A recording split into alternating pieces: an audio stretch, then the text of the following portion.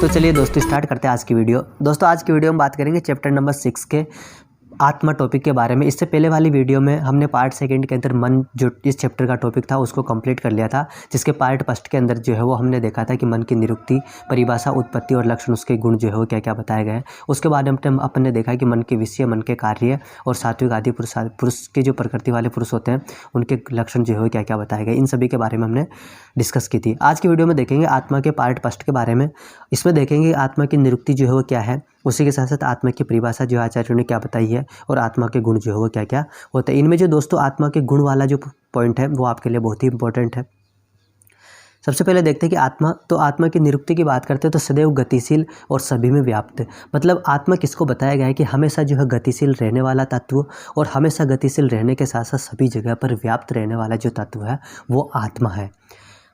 दोबारा बताता हूँ कि सदैव गतिशील, सभी में व्याप्त रहने वाला, मतलब कि ऐसा तत्व जो सदैव गतिशील, हमेशा जो है गतिशील रहता हो और गतिशील रहने के साथ साथ सभी जगह पर व्याप्त रहता हो, उसे क्या बोला गया है, आत्मा बोला गया है।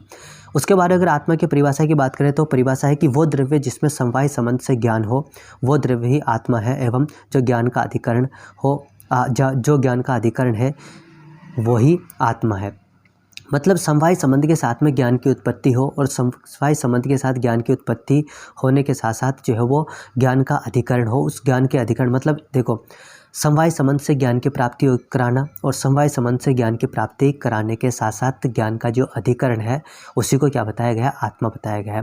मतलब कि आत्मा की परिभाषा क्या है कि वो द्रव्य जिसमें समवाय संबंध से ज्ञान हो वो द्रव्य ही आत्मा है, एवं जो ज्ञान का अधिकरण है वही आत्मा है। आत्मा के गुण की बात करें तो गुण जो है वो आपके लिए बहुत ही इंपॉर्टेंट है, इनको आपको ध्यान रखना है। तो इसके लिए एक श्लोक देखते हैं। आचार्य सुश्रुत ने शारीर स्थान के पहले चैप्टर के 22 नंबर के श्लोक में बताया कि तस्य सुख दुख इच्छा द्वेष प्रयत्न प्राण अपान उन्मेष निमेष बुद्धिर्मन संकल्प विचारणा स्मृति विज्ञान अद्यव्यवहाय विषयोपलब्धिश्च गुणा। इसमें अगर सबसे पहले सुख की बात करें तो सुख का मतलब है कि मन के अनुकूल कार्य, कोई भी आपने कार्य किया उस कार्य से अगर आपको जो है अच्छा लगता है, मतलब उस कार्य को बार बार करने की इच्छा होती है ना, आपको जो है वो सुख की प्राप्ति होती है, तो वही क्या कहलाता है, सुख कहलाता है। अच्छा लगता है, मन के अनुकूल अगर आप कार्य करते हो तो वो क्या है, सुख। दुख क्या है, मन के प्रतिकूल कार्य करना, मन के विपरीत कार्य करना। इच्छा क्या होगी, जब आप मन के अनुकूल कार्य करते हो तो उस कार्य को दोबारा से आपके करने की जो है वो इच्छा होगी, तो दोबारा से कार्य को करने का मन होगा, तो उसको अपन क्या बोलते हैं, इच्छा बोलते हैं। और द्वेष क्या है कि मन के विपरीत जब आपने कार्य किया तो उससे कि उस कार्य के प्रति आपका क्या हुआ, द्वेष हुआ, उस कार्य को करने की आपकी दोबारा जो है वो क्या हुई, मन नहीं हुआ, इसका मतलब उसको अपन क्या बोलेंगे, द्वेष बोलेंगे। प्रयत्न का मतलब है कि वाचिक, कायिक एवं मानसिक कार्य की प्रवृत्ति, कायिक, वाचिक एवं मानसिक कर्म की प्रवृत्ति। प्रयत्न का मतलब क्या है कि जो है वो वाचिक रूप से, कायिक रूप से या मानसिक रूप से कोई भी कर्म जो आपके द्वारा किया जाता है उस कर्म को करने की जो कोशिश की जाती है वही क्या कहलाता है, प्रयत्न कहलाता है। प्राण का मतलब इंस्पिरेशन, अपान का मतलब एक्सप्रेशन, उन्मेष का मतलब है पलकों को खोलना और निमेष का मतलब है पलकों को बंद करना। बुद्धि का मतलब है ज्ञान, मन का मतलब है संकल्प करना, विचारणा का मतलब है कि तर्क वितर्क से विषय का निश्चय करना, स्मृति का मतलब स्मरण या याद शक्ति।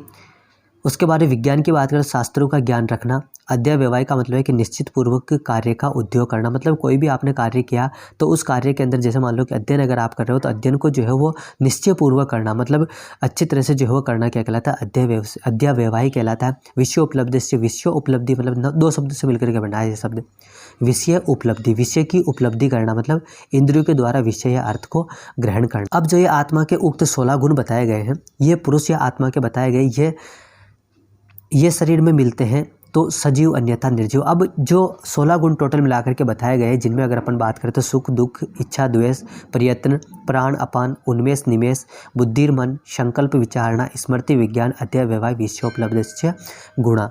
ये जो 16 गुण बताए गए, ये 16 गुण अगर पुरुष में उपस्थित होते हैं, मतलब शरीर में उपस्थित होते हैं, तो उस व्यक्ति को जो है सजीव मतलब कि लिविंग पर्सन जो है बोला जाएगा।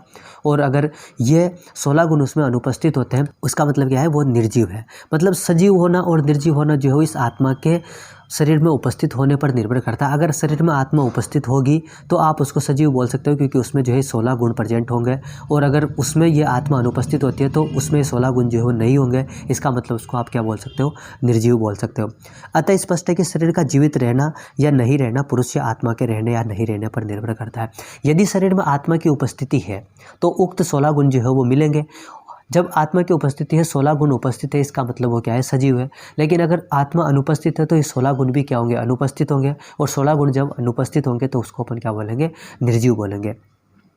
तो दोस्तों ये थी आज की हमारी वीडियो, जिसमें हमने देखा कि आत्मा के जो गुण है वो आचार्यों ने क्या क्या बताया है, उसी के साथ साथ आत्मा की निरुक्ति और परिभाषा क्या है इसके बारे में देखा। आने वाली जो नेक्स्ट वीडियो होगी उसमें हम आत्मा के पार्ट सेकंड के बारे में बात करेंगे, जिसमें हम देखेंगे कि आत्मा के भेद जो है वो कौन कौन से होते हैं, और उसी के साथ साथ देखेंगे आत्मा के द्वारा ज्ञान की प्रवृत्ति जो है वो किस तरह से की जाती है, ज्ञान की अनुभूति किस तरह से की जाती है।